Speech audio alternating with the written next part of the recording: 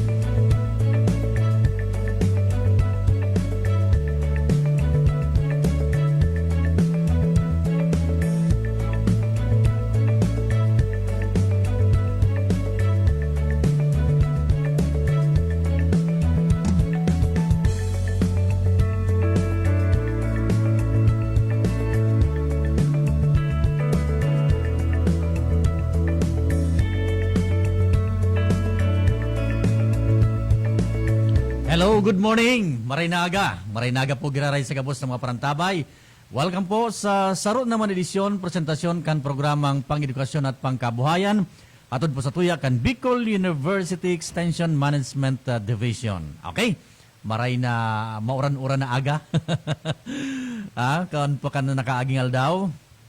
Mauran-uran, digdi sa tuyang lugar, dahilan kan dara siguro ni kan epekto kan bagyong paeng. Okay. So, ini po si Edgar Parameda. Ini po muna sa mga kasabay mo yung pagkaaga. After pirang episodes na dahi kita, kasabay ang partner ta, si Professor Seth Di Matera. Kita naman mo niyan. Sabi sa ko ni Professor Seth, ika naman nga tabi. Namimiss ka na ngayakan mga parantabay. Oh. Dahil, ngayon kayong pagkaaga, may sarap kitang special na bisita. Sabi ko, nakatuga na ako. Na ako niya ako ma-interview po sa imo. Maring nga ito na postpone so, sa moyang meeting yun na pagkaaga. Anyway, sa ito yung mga introduction, siyempre pa, gusto niya itong paabutan ni Norabuena pa sa salamat.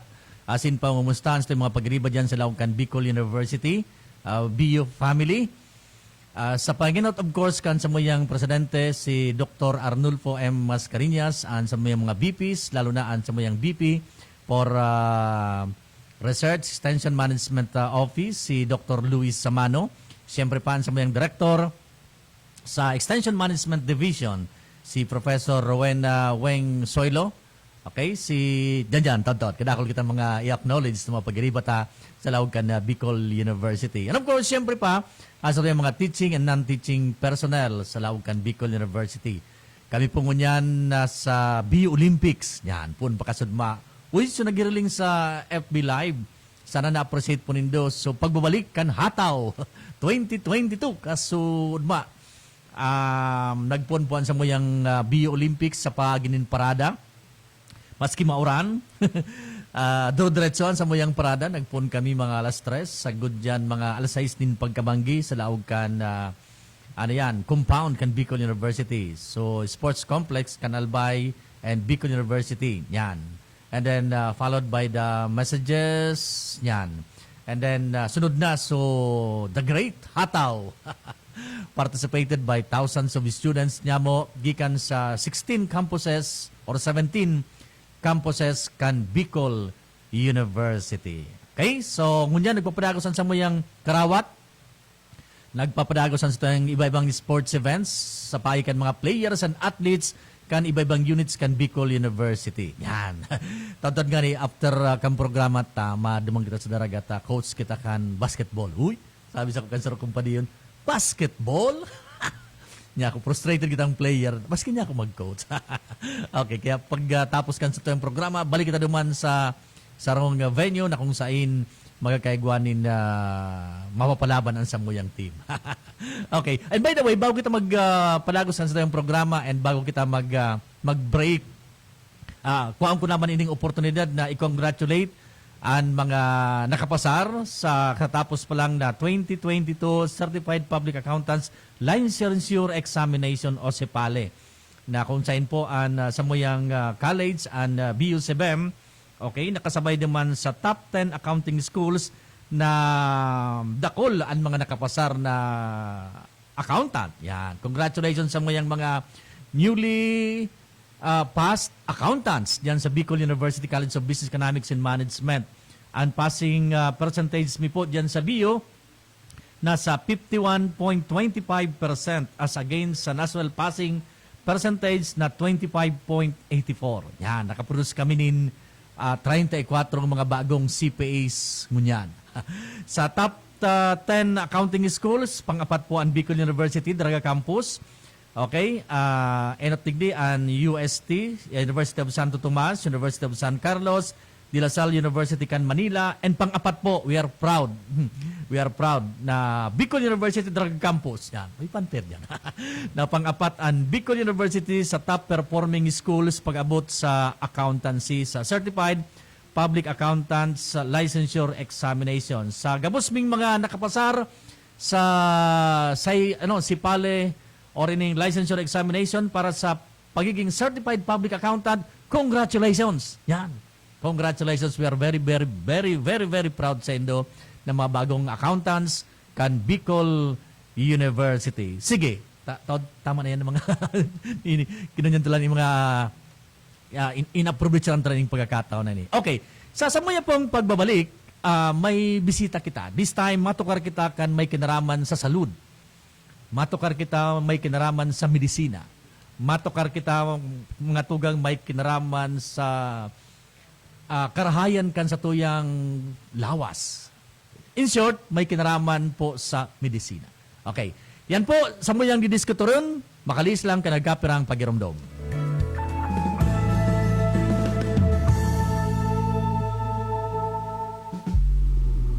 Protektado ka na ba sa iba't ibang uri ng sakit? Sa panahon ngayon, dapat may matinding proteksyon. Markwell Isopropyl Alcohol with Moisturizer. Ito ang matinding panangga, matinding depensa ng ating mga kasangga. Markwell Isopropyl Alcohol. Malupit pumatay ng mga germs at viruses na sanhi ng iba't ibang uri ng sakit tulad ng diarrhea, sipon, trangkaso at marami pang iba. Maging protektado sa lahat ng oras. Depensahan ng katawan. Markwell Isopropyl Alcohol with Moisturizer. Another quality product of JMR Marketing.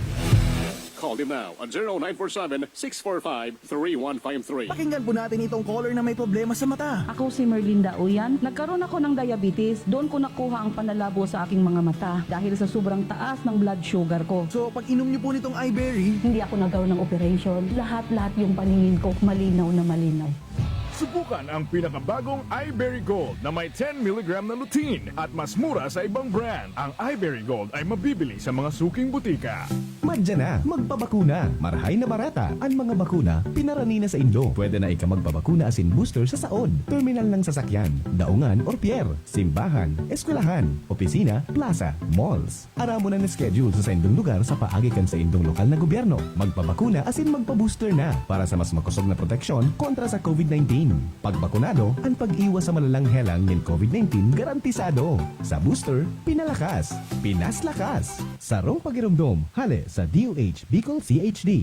Mga kababayan, ang Office of Civil Defense 5 ay nagpapaalala sa mga sumusunod ngayong buwan. Laging ihanda ang pamilya para sa anumang sakuna na pwedeng biglang mangyari. Laging makinig sa radyo at manood ng telebisyon para sa mga abiso at babala mula sa RDRRMC Bicol, FIVOX, Pag-asa, MGB at ibang ahensya ng gobyerno. Ihanda ang go bag o e-balde ng inyong pamilya upang mapabilis ang paglikas kapag may unos o sakuna. Huwag kalimutan ang inyong first aid kit, flashlight, baterya, radyo, kandila, pito, posporo, at iba pang importanteng kagamitan gaya ng tubig, pagkain, at damit na tatagal ng 3 hanggang 5 araw sakaling mag-evacuate. Tandaan ang emergency numbers ng mga otoridad, barangay DRRM committee at pamahalaang lokal at makilahok sa mga pagsasanay, drills, at iba pang klase ng mga kasanayan patungkol sa disaster preparedness at response ng OCD Regional Office 5, Provincial DRRM Offices at Local DRRM Offices. Ang Office of Civil Defense 5 ay bukas 24/7 at handang magbigay ng serbisyong anumang oras. Sa camp, Brigadier General Simeon A. Ola, Legazpi City Albay, sa pamumuno ni Regional Director Claudio L. Yupo. Maaring tawagan ang hotline number 742-1176. Sa OCD5, bida ang handa. Sige, balik na kita ligdi sa tuyang programa. Oras niya itong mga tugang eksaktong 16 minutos makalampas alas 10 nin pagkaaga. Yan ay tagparahaloy. Yun na ini. Okay, this morning, yun na pagkaaga, may bisita po kita as usual sa tuyang programa. Digdi po sa tuyang programa ang pang-edukasyon at pangkabuhayan. This time, ang sa tuya pong bisita, matukar may kinaraman sa medisina. Hali ko na po siyang midbid. Pun pa kayo sagod siyang unyan. Ang sa tuya pong bisita ng pagkaaga, si Dr. Ofelia M. Samarsi, sa pangunyan ang Dean, kansamuyang Bicol University College of Medicine. Doc, good morning. Marinaaga po. Hey, good morning, Dean Ed Barameda, ang Apo. idolo ko, ng CBEM. Opo. Unang-una, I want to greet good morning sa lahat ng mga nakikinig, nanonood sa Radio Veritas, my favorite radio station. Of course, sa lahat ng mga taga Bicol University at lahat ng mga taga-pakinig na kahit hindi kasama ng Bicol University, meron ho kaming napakagandang balita na gusto namin ipaabot sa lahat ng mga nakikinig at nanonood. Okay. Kaya very excited po ang College of Medicine na i-share ito sa inyo lahat. Sige po, Doc. Alam niyo naman, this is about medicine. Apo. Because unang-una, dahil dun sa pandemic, nagkulang talaga ang mga doktor. Ang iba sa kanila namatay. At dahil sa dumami ang kaso ng COVID, at napabayaan din yung mga non-communicable diseases, yung mga sakit sa high blood, stroke, heart diseases, yung mga iba-ibang sakit, mga ilangan ng sobrang daming doktor. At dahil dito, na pag-alaman ng gobyerno na kulang talaga tayo ng doktor, na sabi ng DOH na we need about 92,000 doctors in the whole Philippines to catch up with the need for doctors. Konting-konti lang kami. Hindi kami nag-20,000 na bilang ng buong doktor sa buong Pilipinas. Kaya ang laki ng kakulangan. Dahil dito, yung gobyerno, naglaan sila ng budget para magbigay ng scholarship sa College of Medicine o sa pag-medicina. Alam naman siguro ng lahat na mahirap maging doktor. Hindi lang dahil ito ay napakahirap na kurso, pero dahil ito ay mahal. Hindi lahat ng panahon ko halimbawa, kailangan mo daw malaking pera, kailangan mo maging mayaman para ka maging isang doktor. Pero napatunayan ko to kasi kami ay kahit isang tuka, sobrang mahirap, pero naging doktor ako dahil sa isang scholarship ng gobyerno. Yung panahon na yon, in the early 80s, it was called the State Scholarship Program. Pero ngayon, mayroong same or similar na programa na nilabas ang gobyerno. Napakaganda niya kasi libre lahat. Mas maganda pa doon sa na-avail namin na benepisyo nung ako ay nag-aral ng state scholarship sa medisina. Nung panahon na yun, mahina. Medyo, Okay, mahina daw ba ang sound ko? medyo, ano po, manipis yung sound mo tabi, Doc. Manipis siya. sige, Baka na. pwedeng mag-granary po siguro sa ano, sa mic or sa ano. Medyo po manipis. Kaya ba nating adjust dyan sa ano? Sa technical? Hello, adjust ako, lalapit ako. Apo, siguro. Okay na po ba? Medyo Mas okay na. Sabi ng technical namin, Doc, medyo okay na po. Sige po, go ahead, Doc. Yung good news na sinasabi ko is, nung panahon namin, mayroon big state scholarship, pero isa lang sa bawat region ang kinuha. Ako ang nakuha sa Bicol nung ako ay nag-aral noong 1982. Pero ngayon, 5 milyong piso, 5 million pesos ang nilaan ng gobyerno. 500 million, I mean. 500 million ang nilaan ng gobyerno para sa mga mag-aaral na gusto mag-aral ng medisina. Pero kulang ang nag-a-apply sa medicine, sa College of Medicine. marami rin ang mga bagong eskwelahan, mga state universities and colleges na nag-open na rin ng College of Medicine para rin matugunan ang kakulangan ng mga mag-aaral ng medicine.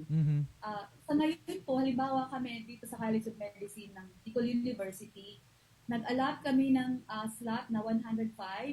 Ngayon po, 91 lang po ang nakuha namin or ang nag-enroll na nagtuloy ng first year. Halos lahat sila nag-qualify doon sa scholarship. Pero naisip namin mga faculty ng College of Medicine na itong programang ito ay magiging makahulugan kung ito ay ma-share namin ang opportunity na to sa mga mahihirap din. Hindi lang doon sa mga mayayaman. Kasi I did a survey for our incoming first year students as well as the other levels in the College of Medicine.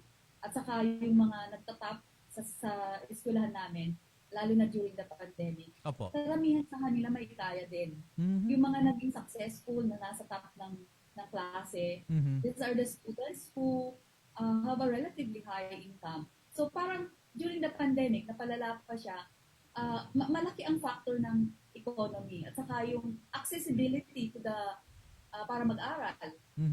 Kaya ang gusto namin sa College of Medicine, kami ang pupunta sa mga barangay, kami ang pupunta sa community, kami ang pupunta sa eskwelahan para matulungan namin yung pangangailangan ng mga kabataan na gustong maging doktor. At hindi lang po sila pupuntahan namin. Itong programa na binukna namin ay tinatawag namin Medisina para sa lahat dapat.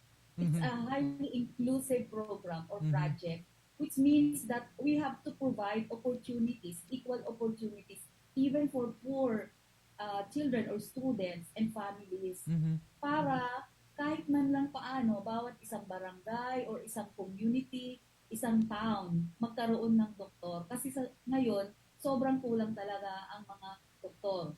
Pero kailangan yung mga, itong mga estudyante na to na nag-aaral sa high school halimbawa, because yung high school ang target namin na tulungan, lalo na yung nasa senior high school, kasi sila yung mapupunta sa pagkukulehiyo.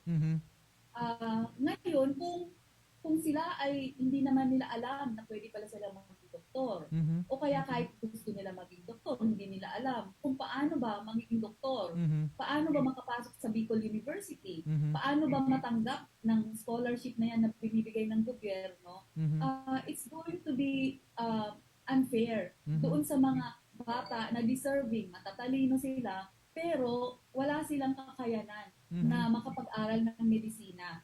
Ngayon, dahil sa karanasan ko bilang galing sa napakamahirap na pamilya, ako ay naging doktor, cardiologist ako ngayon.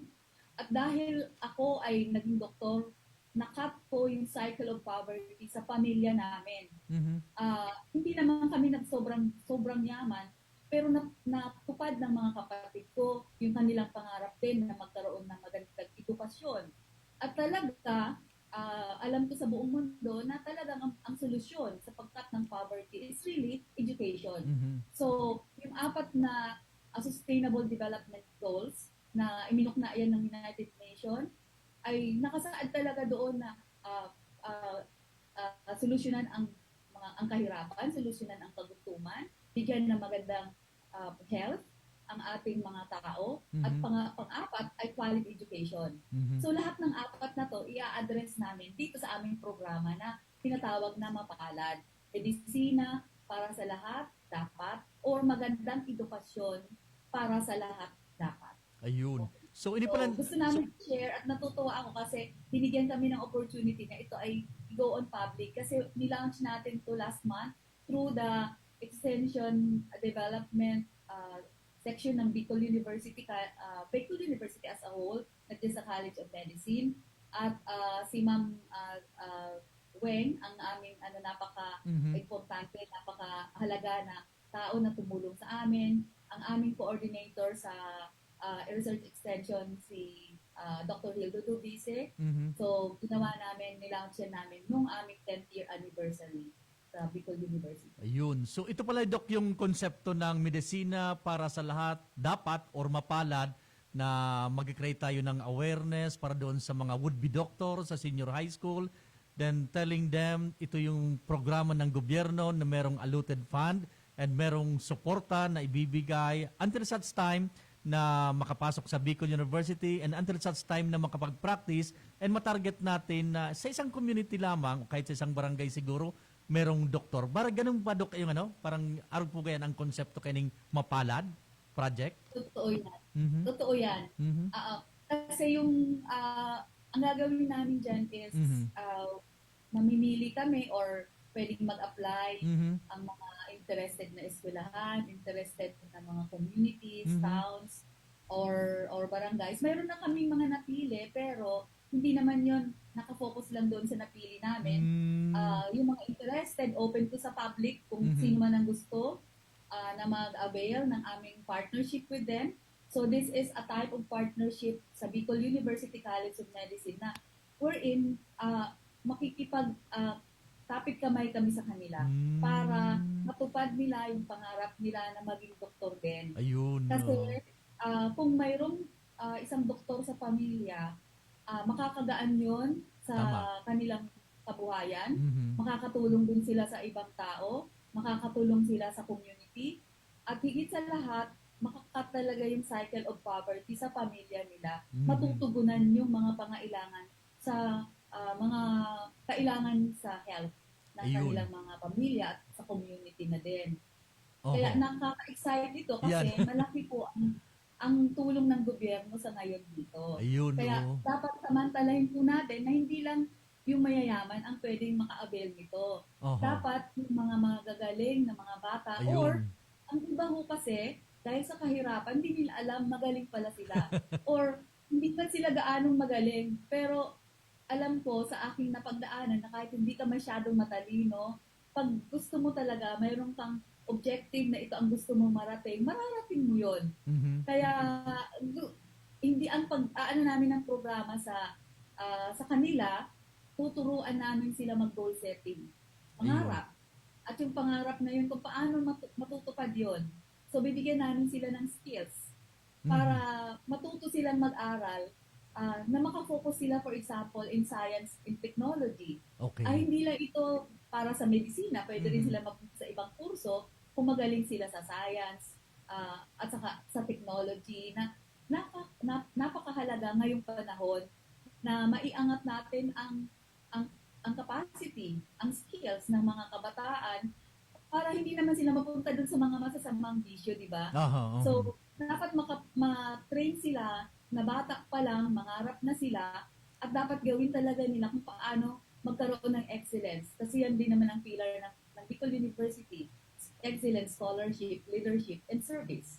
So, itong ginagawa namin is parang ito yung aming serbisyo na gusto namin ibigay sa community, sa Bicol region, or even nationwide. Kung ma-cascade natin ito nationwide at malaman ng iba na pwede pala may ganitong project na ang isang universidad gaya ng Bicol University ay pwedeng mag-reach out sa community para sa ikagaganda ng buhay ng mga pamilya para matupad ang pangarap ng mga kabataan. Ayun. At gusto kong ang medicine. Kasi ang medicine, ang isa sa mga napakamahal na kurso at napakahirap din pumasok sa Ayun. kurso na yan. Pero sinasabi ko sa mga bata dyan, nakikinig, yung mga magulang dyan na nakikinig, walang imposible kung gusto natin gawin. Kaya kailangan natin tutukan ang ating mga anak at yun po ang ituturo namin sa inyo. Kung paano magkaroon ng mga anak na nakafocus sila sa pag-aaral nila at mayroon silang pangarap sa buhay at ito ay matutupad para sa kanila. Okay. So, ako Dok, nasubaybayan ko talaga yung mo, kung paano ka naging doktor, kung paano yung mga pag-isikap mo, pati sa mga tugang mo, nasubaybayan ko, plus yung mga giribo mong projects, kaya to, yung titawan mo gamin paglaom sa mga ina na, pero may kuwang ka mo kaya to, yung project na featuring some of the prominent personalities na talagang nagpuon man sa puon na sagod sa naging midbid sila sa syudad, naging professional, and para bang big pahiling sindaan modelo na bakong imposible sa mga TOs, sa mga pobretang mga kabayan na mangarap pag-aram ka. Buhay pag-asa ba yung Dok? Parang ganun sa project nindo kay ito. Now, Storya ng pag-asa po. istorya ng pag-asa niya, na future yun. So, digi po sa Mapalad Project Tao, ang mangyayari po, madamang kita, as part of the extension program staff, madamang po kita sa mga barangay, madamang kita sa mga organizations, madamang kita sa LGU, for them to inform na meron kaming project, and then later on, pwede kang maglaog sa Bicol University to proseso kang buset, and then pag nakalaog na kamo, then dunga na kamo iti-train kang College of Medicine hanggang mautugtas sa pagiging doktor until na i-deploy ito na sa mga iba-ibang lugar para magamit. Sabi mo po nga sa bago, 92,000 ang kulang tang mga ang kaipuntang doktor, pero sa tunot 20,000 lang. Ganoon po kandok ang mangyayari, mababa ko nito sa grassroots, patataas para makalaog sa Bicol University? Yes po, oo. So magsisimula po tayo, gusto nga sana namin, magsimula tayo sa elementary. Pero sabi Elementary. namin, if we want to have something na mas madali, sa high school, sa senior high school, kami Okay. mag-focus. Kasi doon yung may mga STEM program. Pero syempre nakaka-frustrate kasi hindi sila pumapasa ng NMAT. Kasi sa buong, in the whole country, ang pinaka-prime na importante na obstacle sa pagpasok ng medicine ay pumasa sila ng tinatawag na National Medical Admission Test. Ang NMAT po ay ang passing rate in the whole Philippines is 40. Pero ang ating Bicol University College of Medicine, 65 ang kailangan. At para ho sabihin sa inyo, kahit mga honor students hindi nakaka-65. So, mahirap makakuha ng 65. Kaya kailangan po namin i-train sila. Bukod po sa tutulungan namin yung mga senior high school na they will be able to develop the skills, how to study, how to actually think ahead, how to make themselves be competitive with the rest of the world. Kahit mahirap sila, kailangan po natin sila bigyan ng programa. At kailangan i-increase natin yung kanilang interest at commitment nila na kung ito ang pangarap nyo, kailangan pagtatrabahuhan nyo. Wala namang libre yan na hindi mo talaga pagtatrabahuhan. So, ito yung gagawin namin sa mga estudyante sa senior high school. Pero at the same time po, kailangan din kaagapay ang mga magulang. So, yung mga parents, kailangan din pong mag-participate, yung LGU, yung mga barangay officials, kailangan din tumulong. So, ito ang napakagandang programa ng Bicol University College of Medicine kasi isasama natin yung buo. So, parang this is a form of a transformative type of project or strategy na gusto talaga namin na may mangyari doon sa grassroots. Mayroon talagang mangyaring maganda na talagang makakat ang cycle of poverty, mag-i-improve po ang kalusugan nila. Kasi tuturuan din po namin sila kung paano mag-self-care, kung paano gamutin ang ganitong mga sakit para maintindihan nila anong kahalagahan ng bakuna, anong kahalagahan ng mga health programs ng gobyerno. Kailangan maintindihan po nila yon. And that way, magkakaroon po sila ng interest. Ganito pala ang pagdudoktor. Malaman nila how it is to be a doctor. Ano ba talaga ang ginagawa ng mga doktor? At saka, kailangan malaman niya what lies ahead. Kaya, napakaganda kasi involved po dito lahat ng faculty ng College of Medicine. Right now po, we have a complement of 26 full-time faculty sa College of Medicine na napakasipag po, may mga puso at gusto po talagang tumulong sa mga communities natin. At ang programa po, ang curriculum talaga ng Bicol University College of Medicine is pang-community. Yun po ang specialty ng College of Medicine ng Bicol University because we need to transform the community so that the lives of the people in the community will be much, much better. And only then we will be able to say that we have really contributed to the community. Kasi kung walang transformation, kunyari, bigay lang tayo ng bigay or kung ano lang ginagawa natin sa community, pero hindi naman nagbago yung buhay ng mga nasa komunidad, useless po yung gagawin natin. And we want something more permanent that we want to give to the community. And this is a gift. Parang ngayong Christmas, special namin na Christmas gift sa community, itong mapalad na ito. At sana po ay through Veritas po, matulungan kami na i-cascade talaga sa kanila yun, i-communicate na talagang mangyayari kung talagang gagawin nila. Nakakuha na po ako ng mga sponsors, for example, for the poor, interested to go to medicine for us to have free national medical admission test review for them. So hindi kakulangan. Gusto kong sabihin sa mga mahihirap na estudyante, dapat ang kahirapan ay hindi hindrance para matupad ang kanilang mga pangarap sa buhay. Kaya maghahanap po kami ng mga makakatuwang namin, makakatulong para mag-provide po ng mga needed na pera or mga skills para ma-achieve po nila na makapasala sila sa ENMAT. Kaya magsisimula na po ba pala kami sa College of Medicine mag-accept ng mga prospective enrollees by January. Pero syempre, itong gagawin natin sa mapalad, gusto namin na magsimula ito sa senior high school. Pero yung mga college students are also welcome to join because yung sa kolehiyo, dahil ang medicine ko is a postgraduate level, we need to have college graduates of a 4-year para baccalaureate degree. Sa medicine po ng Bicol University, hindi po nyo kailangan na mag-aral ng science or technology course. Pwede po kayong mag-enroll sa medicine kahit kayo ay nakatapos ng ibang kurso na hindi science, yung mga science-related. Pwede po kahit mga arts. So yung mga nasa SIDEM na mga top-notch nyo, pwede rin po sila mag-medicine kung gusto nila. Meron kami, ang nagtatap naming estudyante ngayon sa first year, graduate ng computer. I see. Kahit mga IT graduates na gustong mag-doktor, pwede ho. Mayroon kaming graduate ng field. Mayroon graduate ng mga humanities courses. Mayroon kaming mga engineering. Mga engineers na sila, pero nag-medicine pa rin ho sila. Okay. So, wala hong limit basta nakatapos ng 4-year course. Pwede sila mag-medicine. Ang kailangan lang po nila is makapasa sila ng ENMAT at makapasok sila syempre doon sa mga estudyante na magka-qualify dito sa College of Medicine sa Bicol University. So magsa-start na po kami ng admission process, application process pagdating ng January. Gusto namin agahan po para mas makuha namin yung mga mabigyan ng chance yung mga bata, mas marami makaka-apply kung mas mahaba ang enrollment period at preparation nila para mag-enroll. Okay po. So, gusto ko rin pong sabihin na mayroon ng programa ang CHED pero hindi pa nila nilalabas officially. Pero gusto ko na lang sabihin, hindi pa to official pero good news na to para sa akin. Excited na ako. Sige po. Mayroon na pong move ang CHED wherein gagawin na po nilang 6 years ang College of Medicine. So, hindi na po for 4 years na pre-med, 4 years na postgraduate. So, pag naging 6 years, parang intermed program ng UP.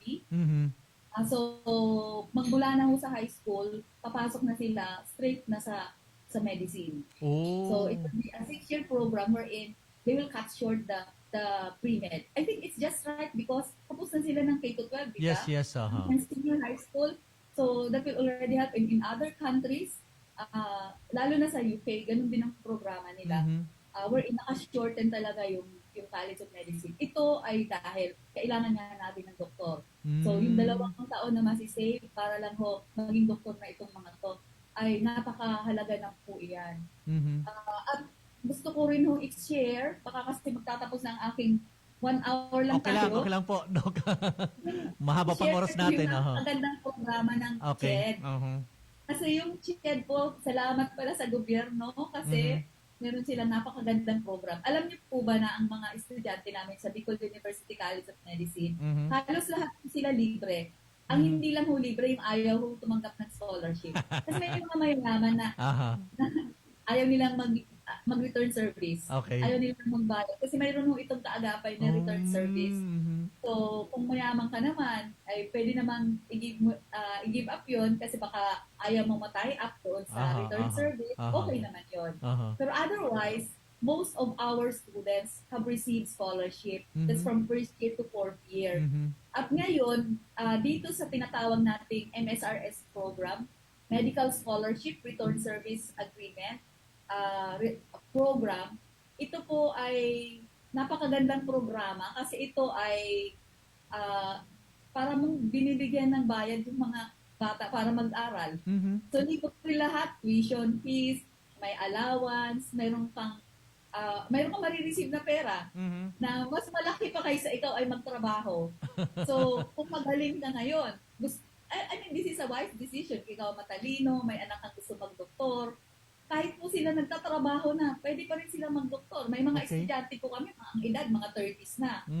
Nung ako ay din sa kabila, mayroon kami estudyante na nasa 40s na. May mga estudyante dati sa aming BCCF dati na mga retired na mga nurses sa Amerika. Okay. Gusto nilang doktor, so, or mga retired na military sa Amerika, pero pumupunta sila sa Pilipinas kasi ang Pilipinas isa sa pinakamagandang mag-aral ng medisina at napakamura. Pinakamura yata yan sa buong mundo mag-aral dito. Pero ginawa ng libre ng gobyerno. So, napakagandang balita. So, gusto nyo i-run down po kung magkano ang makukuha ng isang scholar na makakapasa. Ang importante lang una, makapasok sila sa College of Medicine. At 24 lang ang kolehiyo na nag-qualify. Ang natutuwa kami kasi ang Bicol University, isa sa 24 na mga eskwelahan na nag-qualify para mag-avail o makatanggap ng mga estudyante na makaka-receive ng MSRS or libreng pag-aaral sa medisina. Isa ho tayo sa 12 na SUCs. Kasama ho yung Mariano Marcos sa North, University of Northern Philippines, Cagayan State University, Bicol University, tayo lang sa Bicol Region, yung Western Visayas sa Iloilo, Cebu Normal University, University of the Philippines, at saka Western Mindanao State University, University of Southeastern Philippines, Mindanao State University, University of the Philippines, Manila, at saka yung Mindanao State University in Iligan. So, isa ang Bicol University sa recipient nito. Congratulations. Na napakaganda. So, sasabihin ko na yung kung magkano ba ang mga marireceive.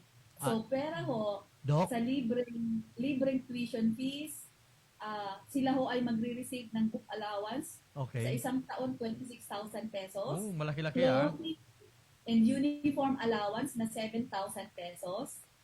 Miscellaneous allowance na 12,000 pesos. Living subsidy, they will get po 5,000 pesos for 6 months na living subsidy for 1 cent. So for 1 year, that's times, actually 12 months, 60,000 pesos ang kanilang marireceive sa isang taon. Ang lodging allowance, so yung living subsidy, pera pa rin mo sa lodging allowance. May marireceive din silang 5,000 pesos per month. So, for 1 year, that's 60,000 pesos din. Malaki-laki Sobra. At saka mayroon siyang transportation allowance na 1,000 pesos din per month. So, that's about 12,000 pesos. So, kahit nakabakasyon ho sila, naka-break, mayroon pa rin silang allowance. So, a total of 177,000 ang kanilang mga allowance na malilibre sa kanila, pera doon sa libre na tuition fee. Yun. At saka, pwede rin po sila mag-apply sa qualified na mga private school of medicine at parehas din po yung marireceive nila. Basta lang po, makapasa sila sa medicine. So, ang struggle talaga dito is, pumasa muna sila na makapasok at ma-accept ng isang college of medicine. At higit sa lahat doon is pumasa sila sa National Medical Admission Test. At para ka pumasa sa National Medical Admission Test, hindi mo yun kayang gawin overnight.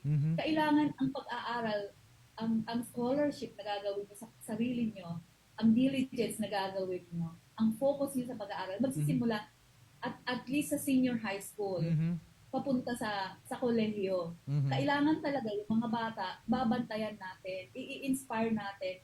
Kasi kung ang isang bata, ang isang tao inspired, walang mahirap sa kanila. Gagawin nila kahit ano, matupad lang yung pangarap nila. Yun. Okay. Doc, mabalikan natin yung ibang mga pag-uusap natin ha. Yung mga napakaganda nitong mga projects, mga support na binibigay ng gobyerno, yung scholarship, yung support niyo bago mag-NMAT. And ito yung yung CHED na plano na gawin ng 6 years, parang lalabas siya undergrad. Pabalikan natin yan, Doc, makalipas lang ng ilang paalala natin, okay? Thank you so much, Ed.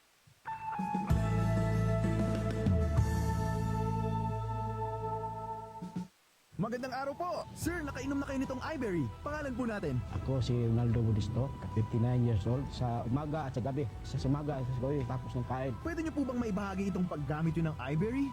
Dati ako cook, diabetic ko. Tapos hindi na ako malabo ng mata ko. Hindi na lagi na utiri ng mata ko. Ah, so dahil pala sa diabetes. Narinig ko yung Iberry, try ko. Ilang bulan, medyo may ano ng mata ko, ikikita na ko. Yun, tuloy-tuloy na ako ng Iberry. Salamat sa Iberry. Kayo din, may limas mata, try nyo ang Iberry. The best.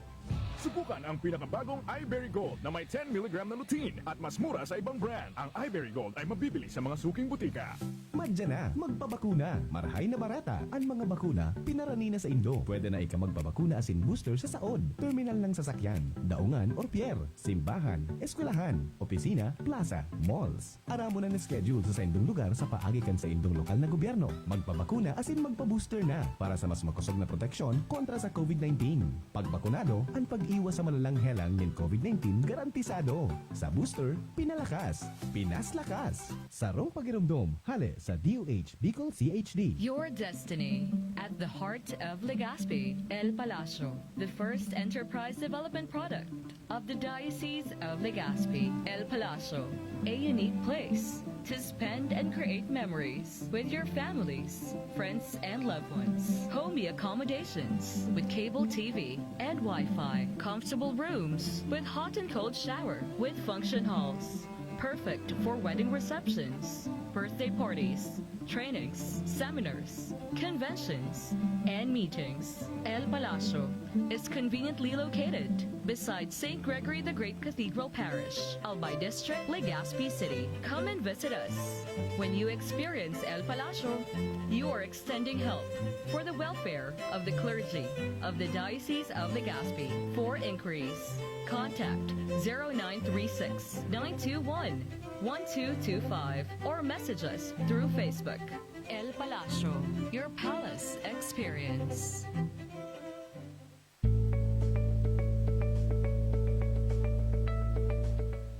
Sige, balik na kita rin sa tuyang programang pag-edukasyon at pangkabuhayan. Oras niya to, 48 minutos makalampas an alas 10. Babalikan ko si Doc. Na-overwhelm ako, Doc.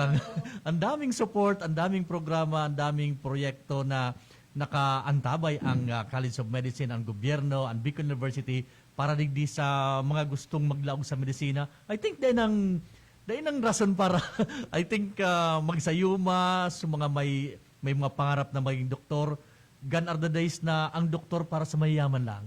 Ngayon, andyan na yung mga suporta. Just imagine, kanina yung binabanggit yung Doc, yung mapalad yung project is that you will be coaching, teaching, facilitating in mga nasa senior high school. Na bago mag-take ang NMAT, nakaalalay na yung mga nasa BUCM. And then, andyan yung pag na ano na yung CHED CMO na magiging 6 years na. Ibig sabihin, tama pa mistaken, Doc, parang dire-diretso niya, pang senior high, dire-diretso na siya para siya ng undergrad, but this time, 6 years. And now, yung binabanggit mo kanina, na maliban sa libreng tuition sa loob ng Bicol University, pag nakapasok sa BU through NMAT, mga 174,000 ang allowance. Sino pa, Doc, kayang ayaw niyan, hindi ma-encourage yan sa mga offer, sa mga packages na binibigay para doon sa mga estudyante natin na magiging medicine o doktor pagdating ng oras. Tama ba ako, Doc? To summarize yung binabanggit mo kanina. 177,000 pesos. 177,000 pesos. 177,000 pesos sa isang taon ang marireceive Oo, nila. kinita mo na yan. Pero sa kanilang tuition fee na libre. Yun, 177,000. At saka, hindi ko nasabi, pati internship nila may bayad na sila. Since sila pumapasa ng board exam, meron na silang bayad. At saka pag-take ng board exam, libre din. Meron din sila allowance. Okay. So, aalagaan sila hanggang sila ay maging full-fledged na doktor. Ayun. So, napakagandang programa. So, yung mga gusto maging doktor dyan, ako sasabihin ko, ako kasi ang number 1 recruiter ng would-be doctor. Gusto ko talaga na maranasan nila how it is to feel like changing lives or preventing death and prolonging the lives of people and being able to make a difference in the lives of those in the community. Yung mga tao na pwede mo ring matulungan. Kasi kung hindi ka tapos wala kang profesyon, paano ka makakatulong sa iba? Yes, yes. Diba? Paano mo makakat ang cycle ng poverty ng iyong pamilya? Kung ikaw mismo hindi rin nakatapos, so isa ka Yes. rin sa burden. Uh-huh. So kailangan yung mga magulang, hindi mo tayo mag-stop na mangarap. Libre mangarap, pero kailangan pagtatrabahuhan natin. Yes. Ibigyan natin susuportahan talaga natin ang mga anak natin. Huwag nating pabayaan na dahil mahirap lang tayo, hanggang doon na lang tayo. Uh-huh. Hindi. Kailangan mangarap tayo kasi naprove ko yan sa sarili ko. Na sobrang hirap, may mga pagkataon noon, wala kaming makain. Nung nag-aaral ako sa BUED, when pagdating ng Wednesday, kasi galing kami sa Kamsur, pagdating ng Wednesday, wala na kaming makain ng mga kapatid. Ang kapatid ko na yan, si Dr. June. Si June. Naging awardee nyo. Oo, self-supporting din yan. Aral yan sa UP. Talagang nag-aano rin siya. Sobrang hirap. May mga oras na wala kaming pagkain. So, naranasan ko kung paano maging dirt poor na tinatawag. Kaya, pero naging doktor ako. Kaya, yung mga taga-amin sa Nabua, kung nalalaman nyo, nakita nila kung paano kami nabuhay sa isang barong-barong lang. Na kahit isang tuka kami, na yung nanay ko, minsan kailangan pumunta sa palengke at mag-ikot-ikot doon para lang maawa yung mga tindera na pautangin siya ng ulam namin. Kasi alas 5 na wala pa kaming pagkain. Pero nung naging doktor ako, naging professional kami lahat. 3 kami sa pagkakapatid naging doktor. Yung panganay naming kapatid, yung 2 anak niya, naging doktor na din. Nakapag-asawa na rin ng doktor. Tapos yung kapatid ko na si Dr. Wins, yan naman ang City Health Officer ng Ligao.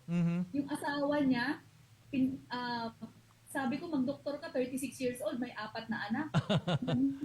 Doktor na din ngayon. So nasa sika, nandun naman siya sa tabako. Tapos, yung isang kapatid ko naman, sabi ko, may scholarship sa medicine. Ayaw pumayag ng anak niya, pinilit talaga niya. Noong first 2 years, sabi niya, ayaw ko na mag-give up na ako. Pero buti nag-hold on. Ngayon, OB na, nagtitrain ako siya sa OB dun sa PRTPH. Pero tuwa yung kapatid ko. So, kami sa ako, ang anak ko po, 2 sa 4 kong anak, doktor na din. Yes, nasubaybayan ko yun, nasa Amerika, sa abroad. Nasa Amerika, isa. Pero, ibig sabihin, parang virus din ho yan. Tama.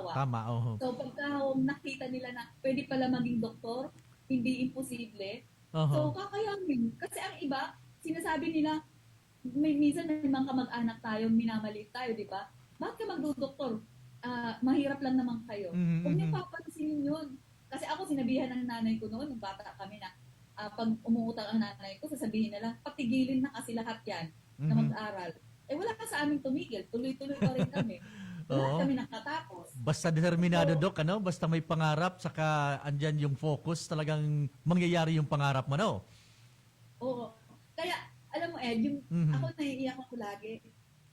Kasi yung parang, kasi utang na loob ko yan sa BU. Kasi kung hindi ako nag-graduate sa BU na may honor, hindi ako magiging doktor. Kasi, nung nag-attend ng investiture right ni Judge Aquilino Bonto bilang second president, lahat ng presidente nandun, it was a very crucial moment for me kasi Dr. Damasceno Ago, the president of the Bicol Community College of Medicine, offered me a scholarship in medicine. Siya yung nagsabi sa akin na pwede pala akong maging doktor. I really wanted to be a teacher. I'm a born teacher.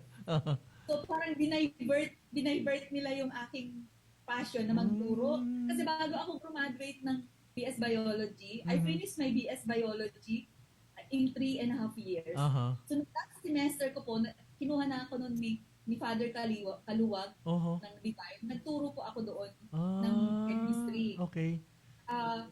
Pero wala talaga akong pangarap maging doktor. Hindi ko alam na pwede pala ako maging doktor. At that time, noong panahon namin, kailangan mo mag-donate daw ng kotse para matanggap sa College of Medicine. Ang hirap-hirap noon. Hindi gaya ngayon, ang dami-dami ng med schools. Yeah. Pero dahil lang po doon sa pagbibigay sa akin ng idea na pwede pala akong maging doktor, nag-doktor ako. Mabait ang Diyos kasi kung mangarap ka, gawin mo yung if if you will actually pay the price to make your dream come true, matutupad yun.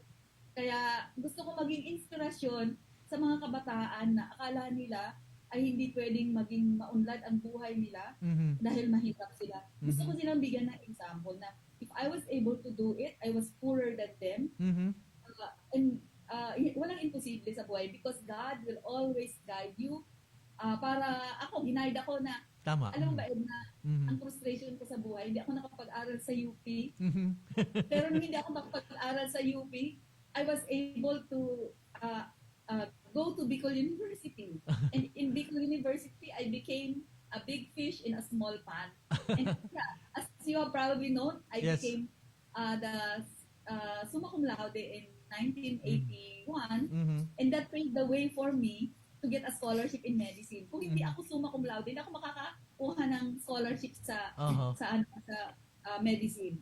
At kung ano yung pinagkait sa akin na pag-aaral sa UP, eventually nakapasok ako sa UP for my training for my internship, for my training in internal medicine in cardiology. So parang delayed lang na ibibigay sa iyo ni Lord. Yes, pero yes, tama yun. Kaya mo talaga pinapakita mo na ikaw ay karapat-dapat doon kasi pinaghirapan mo talaga yung pangarap. Yun. Talagang Doc, may talagang may Emotional ako. Oo, napayak tuloy kita. And then nasubaybay kasi ang kwento ng Doc yung mga struggles niya. And si Doc is a graduate ng Bicol University. Doon Doc sa College of Arts and Sciences pa na tayo noon but graduate si Doc ng BS Bio. Tama ba? 1989 po ako, Doc. Entrepreneurship talaga yung tinapusan. Pero magkasama tayo noon sa College of Arts and Sciences pa yata, Doc. Tama ba? Magkakasama tayo. Tapos yung BS Bio, magkakasama po, Doc. Kaya nasubaybayan ko na yung mga kwento mo. Hindi talaga masama yung mga rap, Doc. Kasi, katulad yan, hindi ka man sa UP. Pero ngayon, more than that yung mga mo. More than that yung mga na-achieve mo. And congratulations pala sa College of Medicine kasi for 2 years na ba? Tama ba, Doc? Para tayong consistent na mataas yung passing percentage natin, almost 100. And the other day nakita ko na sinend off mo yata yung mga mag-take sa atin ng ngayon ng board exam, Doc. Tama ba ka, Opo, oo. So, ang maganda kasi sa College of Medicine ng Bicol University, because ang tuition natin, kahit wala pa yung scholarship ng MSRS, yung CGMS, ay ang tuition natin sa buong Pilipinas, pinakamura. 35,000 lang tayo per semester against 180,000 in other schools. Yes, So, kahit yun na lang, sinasabi ko na wala pa itong scholarship ng CHED, kahit ipangutang nyo yan sa mga magulang, kahit iutang sangla mo yung bahay nyo. Kasi ang return of investment yan, ikaw nasa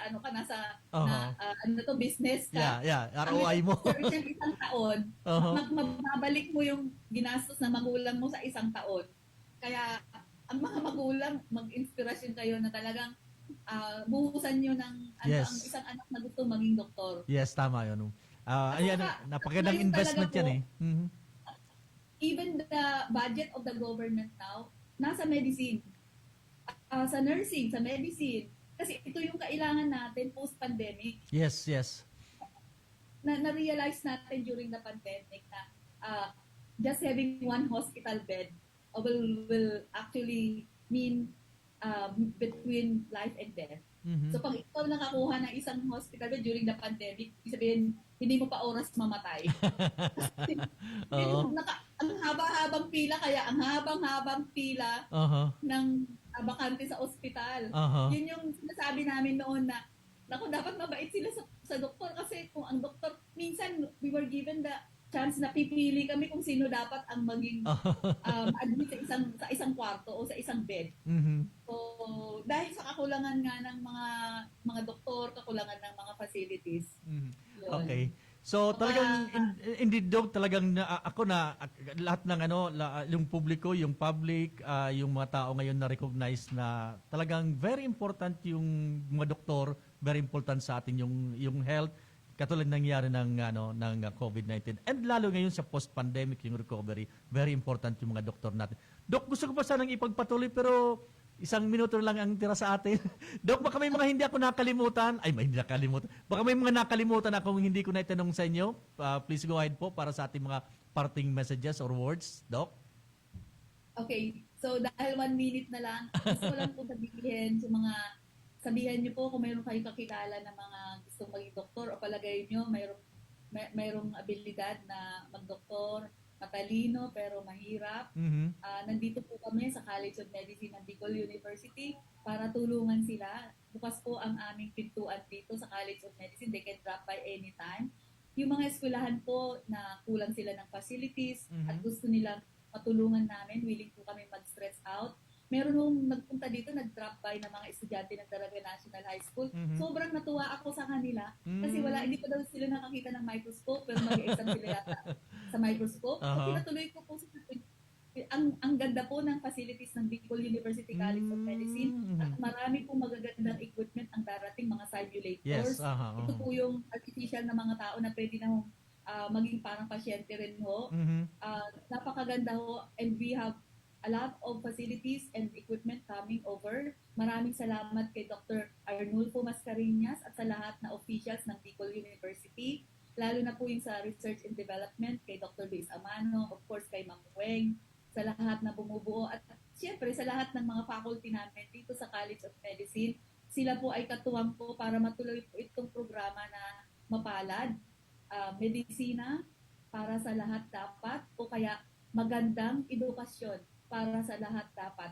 Sana ho yung mga nanonood at nakikinig dyan, mag-reach out tayo sa sino man na alam nyo na matutulungan natin para sa proyekto na ito. At gusto ko pong sabihin na ang College of Medicine ay magbubukas na po ng application for admission dito po sa College of Medicine. Magsisimula kami ng January. So, abangan nyo po yan. At kami rin po ay pupunta sa mga lugar na napili namin or yung mga gustong makipag-partner sa amin.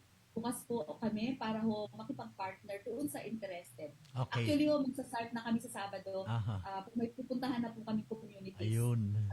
At nag-aano na rin po kami na maglalabas po kami ng mga sulat doon sa mga napili namin mga eskwelahan. Dito po sa Albay, Sorsogon, Kamsur, yung Kamnorte, sumulat na po sa amin yon. At hinihintay lang namin ho na ma-formalize po ito. At sana, dream ko din Masbate at Katandaanes kasi malayo. Mas malayo po doon. Sige. So, thank you so much. Thank you so much, Doc. Thank you sa SIU Ed. Alam ko na ikaw ay very busy. Okay lang po. Ikaw yung isang tao na namuno ng alumni organization ng Bicol University. You have done so much for the Bicol University and the community. Idolo kita. Thank you. Okay. Maraming salamat, Doc. Maraming salamat.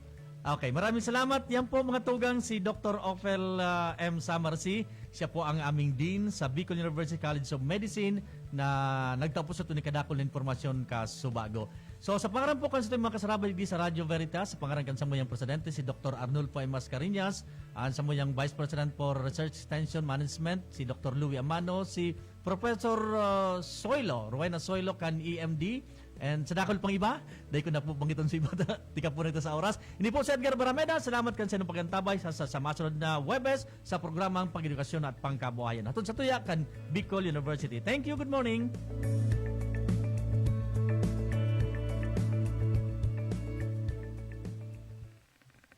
Napasaindo ang programang Bicol University, programang pang-edukasyon at pangkabuhayan. Antabayan liwat sa masunod na Webes. Digdi sana sa radyo.